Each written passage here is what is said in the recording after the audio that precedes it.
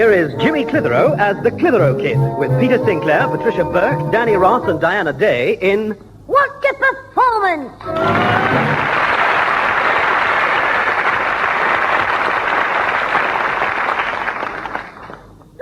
What time is it, Jimmy?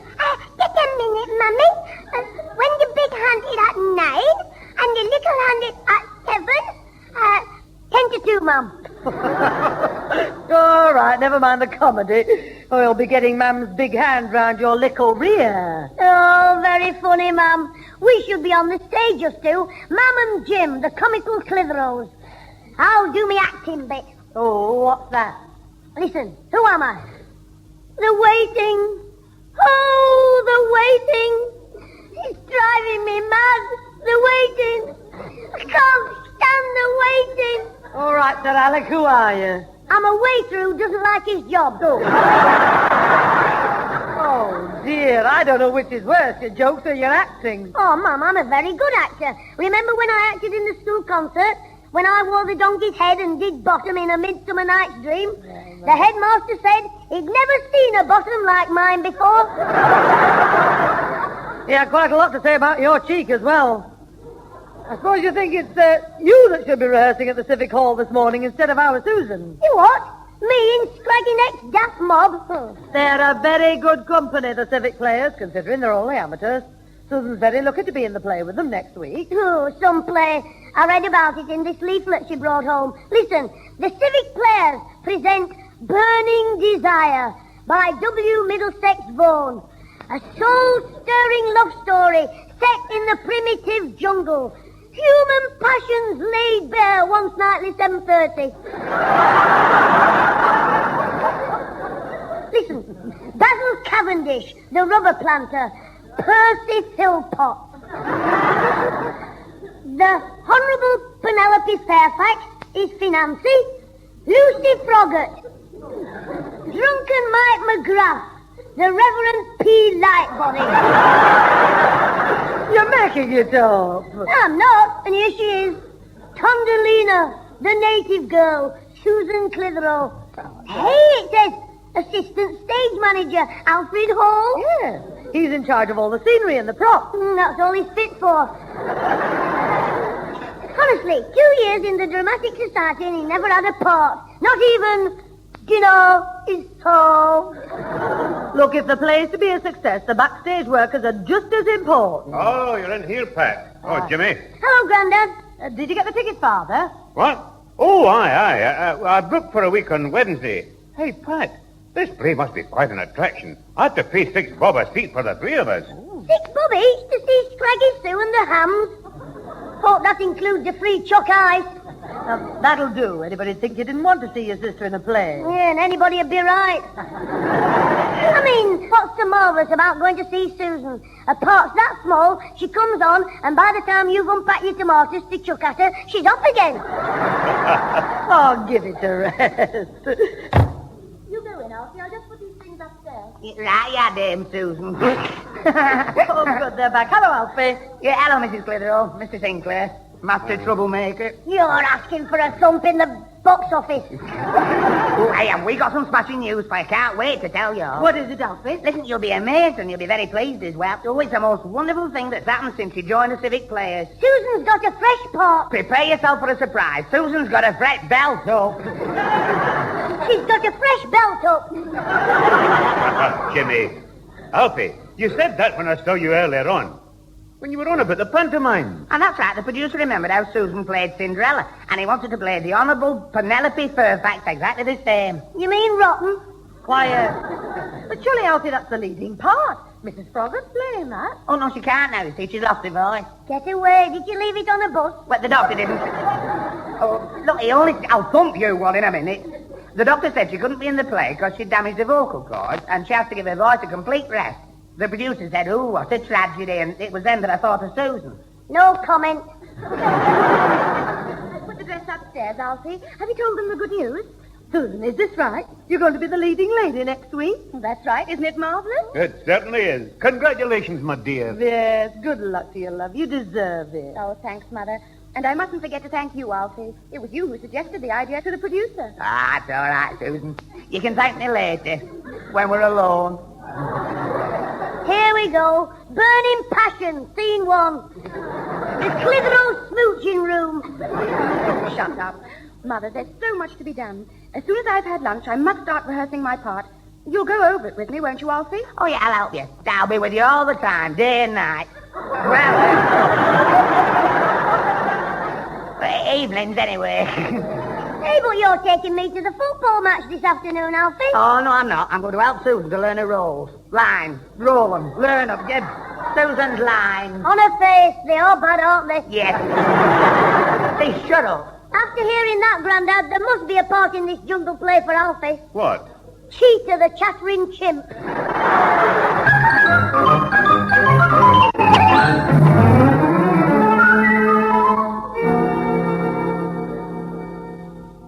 Oh, Jimmy, will you stop pestering me when I'm trying to have a shave? Don't want to cut myself. Oh, we are a funny fella, Grandad. The only man I knew shaves twice on Sunday. Once for the vicar and once for the barmaid. You're very funny. Here, pass me that bottle. Aye, aye. Aftershave lotion. Have you started courting? Oh, you are a caution, Jimmy. Oh, yes, I'm the little bundle of fun and joy that nobody wants to know about. Now, don't start that again. I know it upset your plans a bit, Susan having to do all that rehearsing. Upset me plans? No football with Alfie, no pals round because the noise might upset Craggy Sue, and no telly all the time she was in there rehearsing. Oh, pass me your razor, Grandad. What for? Oh, the life I'm leading, I might as well shave me head and become a monk. Oh, now, don't moan so much. Oh, sorry, Grandad, but what a rotten weekend. All I've heard is Dame Susie Scraggin rehearsing her part. I know the story better than she does. How she goes out east to marry a Financy, Daft Basil the rubber grower, and how she arrives with Drunken Mike, the captain of the river steamer, in time to find out her boyfriend's fallen for the native girl, Semolina. Tondalina. Well, whatever her name is. Now our Susan's not playing her. That's robbed me of my last little bit of fun. How do you mean? Well, Susan would have to make her skin all dark for the part, wouldn't she? Oh, that's right. Well, I was all set to help her to do it. With a tin of boot polish and a dirty great rag.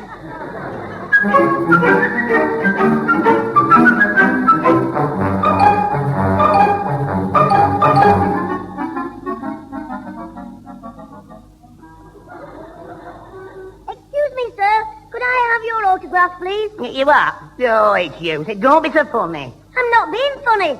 You are Sir Lawrence Olivier, aren't you? Yeah, look, what are you doing here? There's a rehearsal going on, is it all? I know. I've just come to watch our Susan and have a laugh. Is it through this door? Yeah, but you can't go in. The producer doesn't like strange people watching them. Oh, is that why you're out here, then? Yeah, no. See, what do you mean? I was only joking. I just want to see what they're like. And if they're very good, I might decide to join the club myself and show them some real acting. Oh, I'm sure they'd be very highly honoured. Yeah, that's what I thought. Come on in. All right, but keep quiet and be careful going through the doorway. Why? You might get stuck, big head. Shall I try it from the beginning of the scene again, Mr. Silver? Well, by all means, Susan, dear, but you must get into the mood.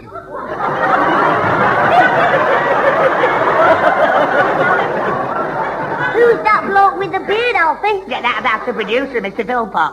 Your Potts. Phil Pop? Oh, just Philpott. No Potts. Oh, hasn't he? No, shut up. Now, remember, you are hurt and sad, but you still love me. Hey, Alfie, has Susan chucked you for that old hairy chin? No, he's Basil Cavendish with Fiancé. I thought you said he was Phil Potts, the producer. Oh, he is, but he's playing Basil Cavendish. He's got a plantation in the jungle, and Penelope, that Susan, has come from England to marry him, but he loves the native girl, Tondaline, and she's Mrs. Pritchard, and Susan doesn't know. But Penelope, I mean. Not doesn't know Penelope, she doesn't know Tondalina, Mrs. Pritchard. Well, that's who she is. And this scene is where she asks him if it's true about it. Susan, Penelope, about Tondalina, asks him, Basil, Mr. Philpott. Yes, well, that's clear enough. There's just one thing I'm not sure of. What? What the heck are you talking about? Oh, say, could we have quiet, please, while we're rehearsing? Carry on, Susan, dear. Basil, have you something to tell me? Something to tell you? Yes. You see, I know.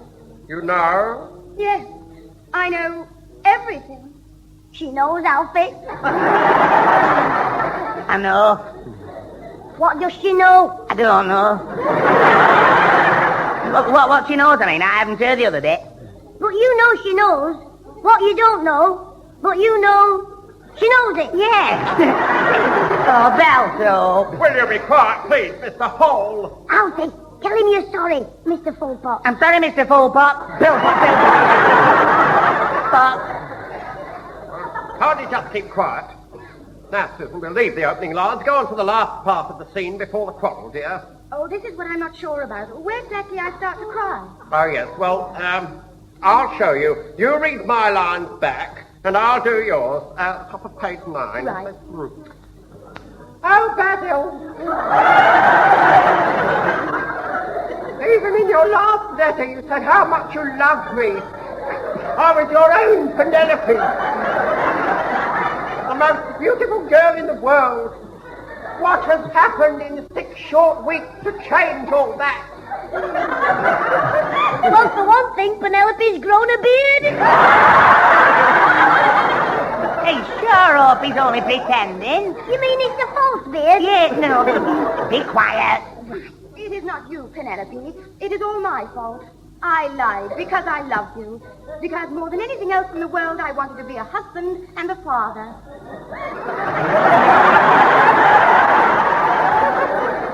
It's a funny play, this, Alfie.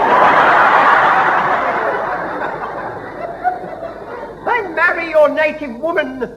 I can never be your wife. No, the vicar wouldn't allow it. Not unless she shaved her beard off. Will you be quiet? No! Don't touch me! Don't touch me! Leave him alone, Susan, you big bully. Get out there with your handbag, Mr. Philpott. Shut up, will you? Who is that doing the shouting? You know him, it's Alfie Hall. Our Susan's girlfriend. What are you doing here, you little troublemaker? He's in charge of the prop. She means you. Oh, which she? Basil in the skirt or Penelope with the beard? Is this boy with you, Mr. Hall? He's my brother. That's right, Basil's my sister. I'm helping Alfie.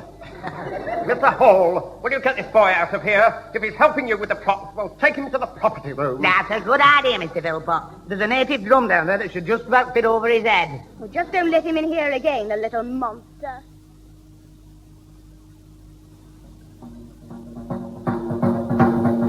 Oh, Timmy, will you stop banging that drum? It's going right through my head. Yeah, of course, there's nothing to stop it. You won't have a head left if you don't behave. I was only passing on a message. That I got from the witch doctor. And don't ask which doctor. Because I don't know his name.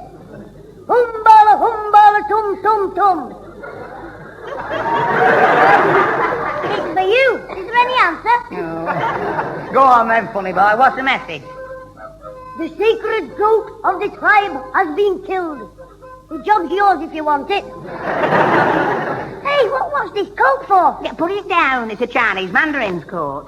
Very well, Alfred. No reason for doing honorable nut. I'll do your honourable nut in a minute. Now just sit down and behave yourself while I go and fix the boiler. Fix it? This room's like an oven already. That's what I mean, it's too warm. I'm going to damp it down. While you're at it, go on the stage and damp our Susan down. Pour a bucket of water in her mouth. I won't tell you again. You just keep out the misty till I get back. Pie, there's some smashing things in here.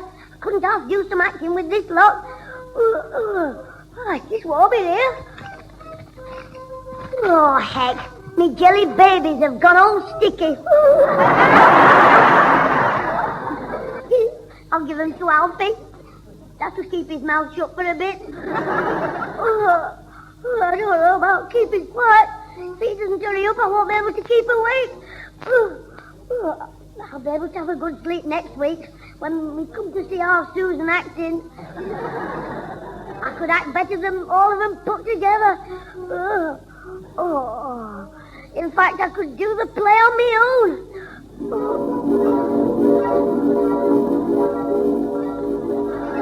Oh, the play is ruined! The play is ruined! We'll have to cancel the performance. All is lost. Now then, Mr. Philpott, don't get so hot under the beard. What's wrong? One of the cast is unable to appear. The rascally sea captain, drunken Mike McGrath. What's wrong? Has he sobered up? No, in the opening scene, the stage manager rocked the boat too hard and he was seasick for the whole of the first act. And with no one to take his place. Don't panic. I am here.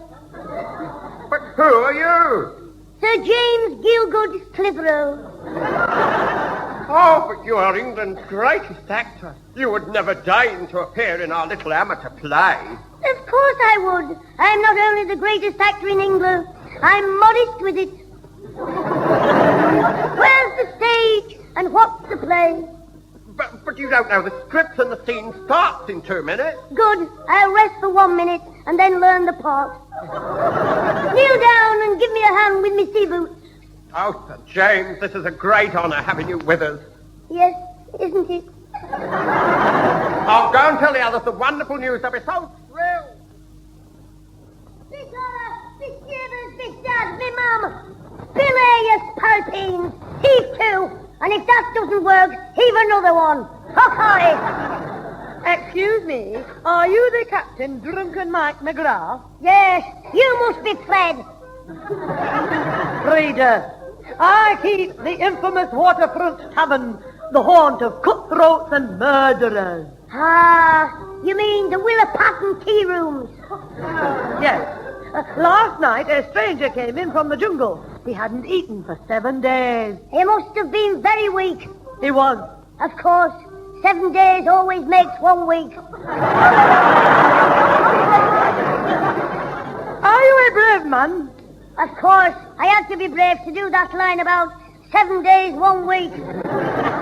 Then you're the man the stranger here is looking for. Come here, stranger, and meet Drunken Mike.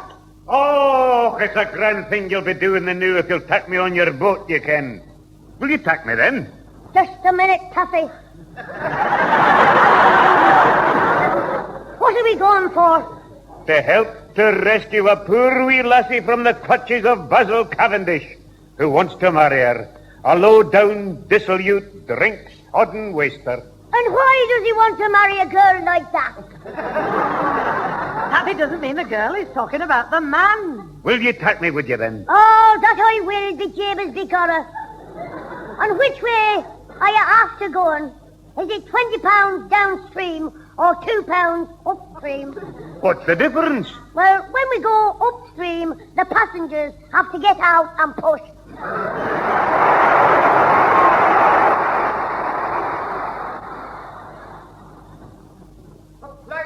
The play is ruined. We'll have to cancel the performance. All is lost. In trouble again, Percy? Oh, it's you, Sir James. Lord James, if you don't mind.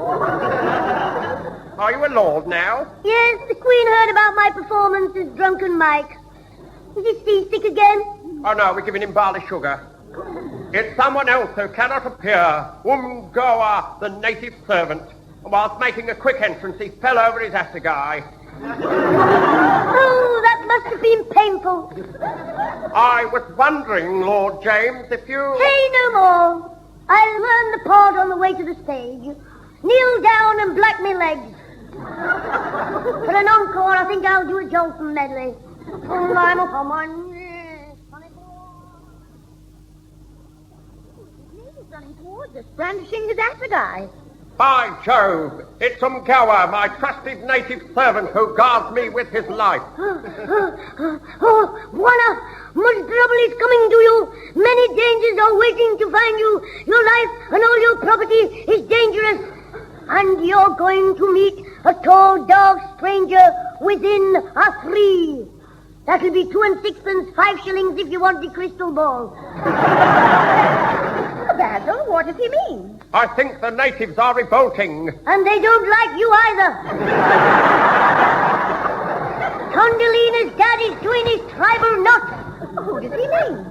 Chief Mongula. Chief of all the Wallaboolies, Lord of the Lions, Keeper of the Sacred Caves, and District Sewage Inspector. But he says he's going to shrink one of Basil's head. Oh, why would he do that? It's the only way you can get it on his watch chain. It is because he thought I was going to marry his daughter Tondalina until you arrived. Basil, did you promise to marry this native girl? Well, yes, but I didn't know what I was doing.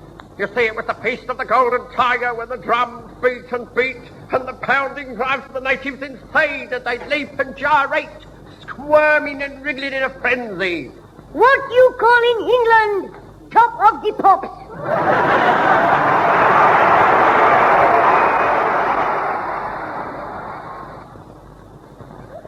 The play is ruined, the play is ruined. We'll have to cancel our performance. All is lost. Here we are again, happy as Ah, Lord James, I've found you. Duke, if you don't mind. Duke? Do you mean Her Majesty? Yes. She said I played a blinder as the native. Anyway, what's up? Is Unc Warner still having trouble with his assegai? No, I had the accident on this occasion. During the interval, I was up a ladder putting a Union Jack on top of the native hut. I must have leant over too far. I fell through the hut and landed on the leading lady's sun helmet. Was she annoyed? Yes, she was wearing it at the time. She's in hospital having her neck stretched and I'm out of action with a broken leg. Oh, so that's why you're using the crutches. I thought you were just tired. So you want me to take your part? Give me half a minute while I memorize the play. No, Duke. Someone else is taking my place. Alfred Hall, the property man. Alfie Hall? Acted? He couldn't act to save his... Hey, what am I playing? You're Susan's part, Penelope Fairfax. Now, wait a minute, Percy Popful. I didn't mind being a drunken Irishman, a nutty native, but I'm not being a soppy girl for nobody. No, but Your Grace, the show must go on, and only a genius like you can save it. Oh, well, that's true, I suppose. Then you'll do it, Your Grace. Yes. Give me 10 seconds to learn the part. Kneel down and put me dress on. Well, you want these first. I'm not wearing them. I'll wear me own. But you can't wear boys' socks with a dress. Oh, all right. How do I keep them up? Wear this. You're not putting that up. Get off! Leave me alone! I'll see your good legs in a minute. Will you get off me? Get off. I will go now, Basil. Pretty white lady comes to find her lover. Then this is farewell, Tondalina. Yes. Farewell, O handsome white lord. Farewell forever. Farewell, O dusky jewel of the east. Oh, so you are here at last, Penelope, my beloved. Yes, Basil, my love. It is your sweetheart from across the sea. Penelope. Oh.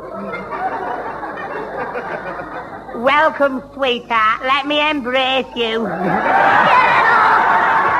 You big twig. It's in the play. I'm supposed to kiss you on the cheek. You do, and you'll get my shooting stick round your clock. The play. Remember the play. Sorry. Basil, have you something to tell me? Got something to tell you? Yes. No. That's not the line. Yes. You see, I know. You know? Yes, I know. Everything. Do you? You clot. Don't pretend you don't know. You do know, don't you? No, because I've forgotten my lines. I don't get pull my leg. Oh, yes. I thought you knew, but I didn't know you knew. No, that's not right. We'll start again. Yeah. Basil, have you something to tell me? What about? About the rotten play. I mean, There's something to tell you. yes, I know. And you know that I know. No, I don't know that you know. I mean, I'm not sure. I mean, but you know, but I don't know you know. Of course you know I know. Oh, come off the stage. Come off. You've ruined everything. Come off. Oh, you've ruined everything, you pair of ham bones. Don't blame me. It was Barmy Basil here. I didn't know. You see, you said you knew, and I knew. Or you won't know what's hit you. Oh, what a disaster. The play's ruined and now the audience want their money back. The company will be bankrupt. Don't panic, Percy. I saved you before, and I'll save you again. I'll go on my own. And what are you going to do, Jimmy? A one-man play? No, I'm going to save the theatre. When I've finished, this place will be packed out every night. Let me through the curtain. Oh, good luck, Jim. We'll never forget you if you save the company. Quiet! Quiet! Friends, Scousers, and Yorkshiremen! Lend me your lugs! Thank you. You've come here for a good night out, and I'm going to see that you get it. So if you're ready, we'll get started. Look in, eyes down for a full house. Two fat ladies, 88. 7 and 6, she wasn't worth it. Doctor's orders, number 9. Who said give him a good shake?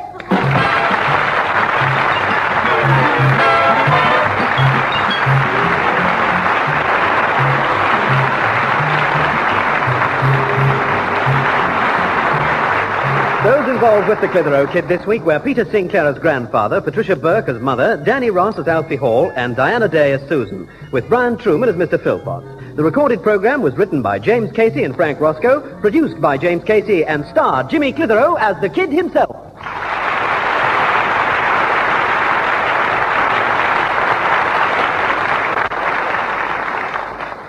What a play! What a dream!